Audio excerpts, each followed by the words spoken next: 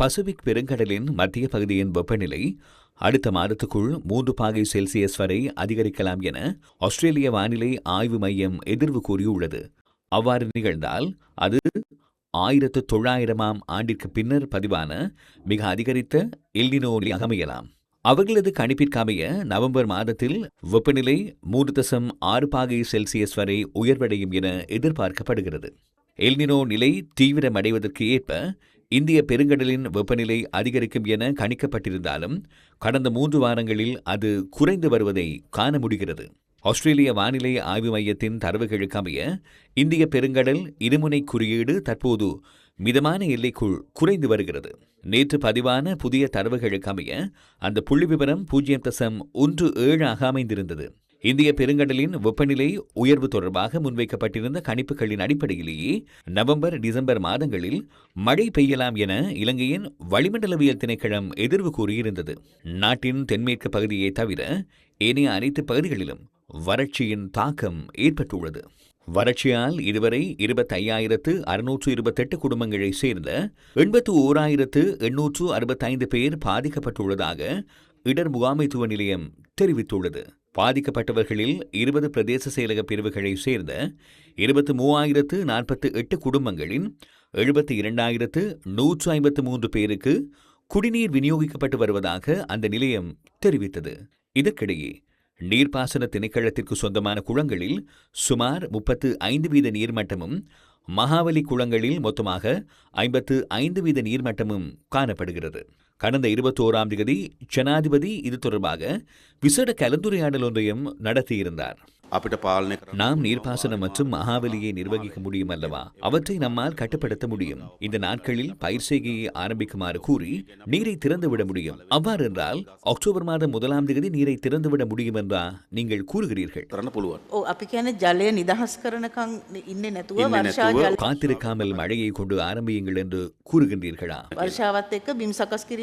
சரி, அவ்வாறு என்றால் பெருநீர் பாசனம் மகாவலியில் எப்போது பயிர் செய்கையை நிறைவு செய்ய திட்டமிட்டு அக்டோபர் 15ஆம் திகதியளவில் பயிற்சிகையை நிறைவு செய்ய வேண்டும் என கூறுகின்றோம்.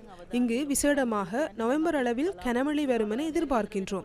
அதனால் அக்டோபரில் பயிரிட்டால் 1 மாத கால அளவான நெற்பயிர்கள் இருந்தால் அந்த மழைக்கு ஓரளவு தாக்கு பிடிக்கும். அதேபோல் இம்முறை குறுகிய கால நெல் வகைகளை அதிகமாக பயிரிட பரிந்துரைக்கின்றோம். ஏனெனில் 2027 சிறுபோகத்தில் நீர் பற்றாக்குறை ஏற்படலாம்.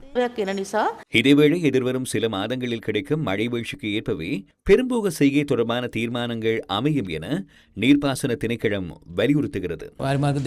நீர்ப்பாசன திணைக்களத்தால் நிர்வகிக்கப்படும் பிரதான குளங்களில் உள்ள நீர் கொள்ளளவு 35.8 என்ற அளவிலேயே உள்ளது. சிறுபோகத்தை ஆரம்பிக்கும் போது மகாவலி நீரால் போஷிக்கப்படும் 29 நீர்ப்பாசன திட்டங்கள் உள்ளன. அத்திட்டங்களில் பெருமளவு நீர் உள்ளதால் போகத்தை தொடங்கும் சாத்தியம் உள்ளது. ஆனால் ஏனைய நீர்ப்பாசன திட்டங்களில் போகத்தை தொடங்குவது பெரும்பாலும் எதிர்வரும் மழை வீழ்ச்சியை கொண்டே தீர்மானிக்க வேண்டி வரும். ஆரம்ப கூட்டங்கள் போக கூட்டங்களை நடத்தி அவற்றின் தீர்மானங்களுக்கு ஏற்பவே போகத்தை ஆரம்பிப்பது தொடர்பில் தீர்மானிக்கப்படும். குறிப்பாக மகவலி போஷிக்கப்படும் திட்டங்களுக்கு தனியான நீர்க்குழு ஒன்று உள்ளது. அந்நீர்க்குழுவிலேயே இத்திட்டங்களை தொடங்க வேண்டிய திகதி தீர்மானிக்கப்படும். கணிப்புகளுக்கு அமைய பெரும்பாலும் அக்டோபர் அல்லது நவம்பர் மாதத்திலோ மழை கிடைக்கும் என கணிக்கப்பட்டுள்ளது. பெரும்பாலான நீர்ப்பாசன திட்டங்களை அக்டோபர் இறுதியில் அல்லது நவம்பர் முதல் வாரத்தில் ஆரம்பிக்கும் சாத்தியம் உள்ளது. எனினும் அனைத்தும் கிடைக்கும் மழை வீழ்ச்சியிலேயே தங்கியுள்ளது. எல்னினோ நிலை தொடர்பாக எமது கணிப்புகள் என்ன? இலங்கைக்கு எல்னினோவை கணிக்கும் ஆற்றல் எதுவும் இல்லை. அவ்வாறான ஒன்று இல்லை. அது உலகளவில் சில நிறுவனங்களிடமே உள்ளது. நாம் என்ன கூறுகிறோம் என்றால் அவர்களின் கணிப்பை கூறும் அதேவேளை வரலாற்று ரீதியாக எமது நிலைமை என்ன என்பதை பார்க்கின்றோம். இதுபோன்ற நிகழ்வுகளின் போது எமது தரவுகள் மட்டுமே எம்மிடம் உள்ளன. எல்னினோவை இலங்கை வளிமண்டலவியல் திணைக்களம் கணிக்காது. அடுத்த ஆண்டில் இதுவரை பதிவான அதிகபட்ச உலகளாவிய வெப்பநிலை பதிவாகலாம். இலங்கையிலும் சில வேளைகளில் அத்தகைய நிலைமை வர சாத்தியம் உள்ளது. இலங்கையில் மட்டுமல்ல, பல நாடுகளிலும் இந்த நிலை ஏற்படலாம். இலங்கையின் அதிகபட்ச வெப்பநிலை இதுவரை 40.1 பாகை செல்சியஸ் 1983ஆம் ஆண்டு ஏப்ரல் மாதம் 10ஆம் தேதி வவுனியாவில் பதிவாகியுள்ளது. இந்த வாரம் பொத்துவிலில் 39.9 பாகை செல்சியஸ் பதிவாகியுள்ளது. 0.2 பாகை செல்சியஸ் மட்டுமே குறைவாக உள்ளது. 40 பாகை செல்சியஸை நெருங்கிக் கொண்டிருக்கிறது. சில வேளை அடுத்த ஆண்டு 40.1 பாகை செல்சியஸை கடக்கவும் சாத்தியமுள்ளது.